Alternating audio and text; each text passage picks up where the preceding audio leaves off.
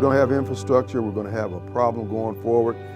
You can have all the ideas. So much of what I hear from other candidates, basically all they're doing is restating the problem. Yes, we know the streets are broken. We know the sewer and all that. But one of the things we have to do is quit harassing. That goes back to that gratitude and thankfulness I spoke of earlier. We have Ted Henifin, who's over Jackson Water. Jackson Water is at this point a separate entity from the city of Jackson. People say, well, they're just trying to take over the city of Jackson. They're trying to take over an all-black city. No. The leadership that was in place over the last 20, 30 years through neglect, ineptness, incompetence, indifference, put themselves in a position where someone had to step in and take over the infrastructure. In the case of Jackson Water and the governor getting involved, etc. They had to bring some order to things. What I recognize is that, number one, I don't know everything, but I know people who know the things that we need to know about various, like in the case of the infrastructure.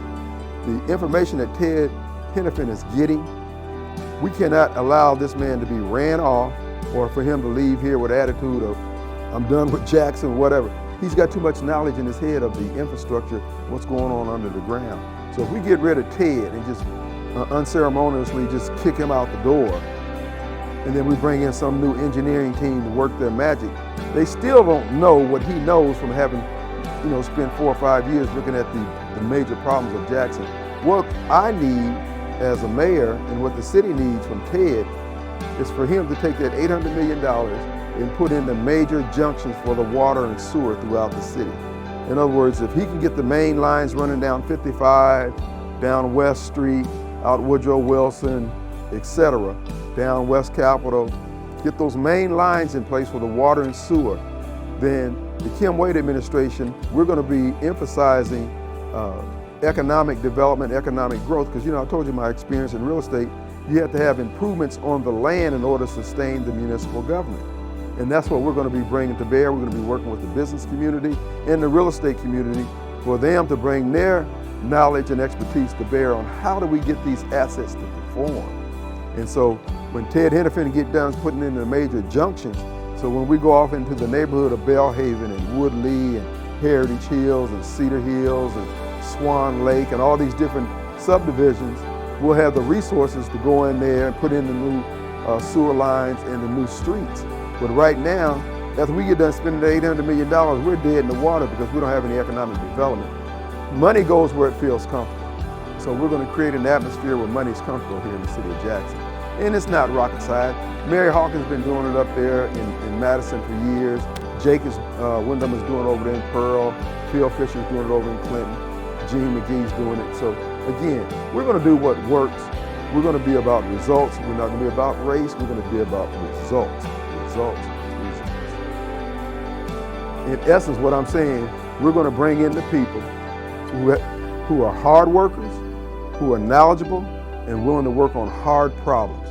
I don't care if they have an eye in the middle of their forehead and they're polka dotted. We're not doing a race thing. What we're going to do is a result thing. If you got basically every city employee, including myself, and every contractor who contracts with the city in Jackson, they've got one thing that they're responsible for. They got to make Jackson look good through their efforts. You don't just get it because you're a minority or a female. In fact, we're going to do away with the way set-aside programs have been done in the city of Jackson. We're going to expand on it, believe it or not. Whoa, I don't know if you want to. No, we're going to expand on it and make it available to anyone who wants to help Jackson out. So rather than me giving you extra credits for being a female or a male, why don't we give you extra credits for having gone into a neighborhood where a storm has gone through and the neighbor's got all this debris that needs to be picked up. If you provide the trucks and the neighborhood association provides the labor to dump it in the trucks, the city of Jackson will pay for the dumping. Because we can't pay for all the government that we need. But if we get a combination of volunteerism and people using, okay, I can earn some what I call Kim credits. So let's just say if Hemp Hill was to come in and offer their trucks up at the storm and say, we're going to go into Bellhaven, we're going to park our truck over here, you bring your front loaders and fill it up with debris, and the city will pay for the dumping. Well then when Hemp Hill puts a contract in with the city of Jackson, they may earn 100 Kim credits.